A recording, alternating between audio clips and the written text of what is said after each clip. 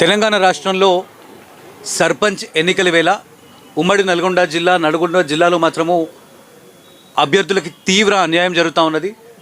నల్గొండ నియోజకవర్గం కనగల్ మండలంలోని చిన్న మాదరం గ్రామంలో సర్పంచ్ అభ్యర్థిగా పిండి భాగ్యమ్మ గారు నిల్చోవడం జరిగింది.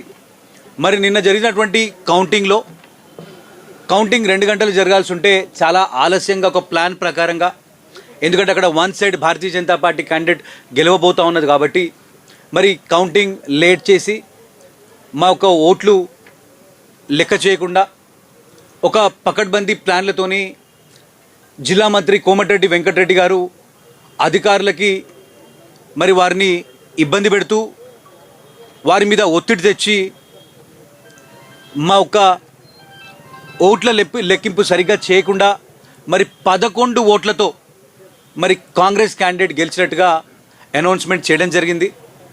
మరి నిజంగా కూడా మరి భాగ్యమ్మ గారు గెలిచిండ్రు. అక్కడ 8 వార్డులు ఉంటే చిన్న మాదారంలో 5 వార్డులు కూడా వన్ సైడెడ్గా మరి భారతీయ జనతా పార్టీ అభ్యర్థులే వార్డ్ మెంబర్స్గా గెలిచిండ్రు.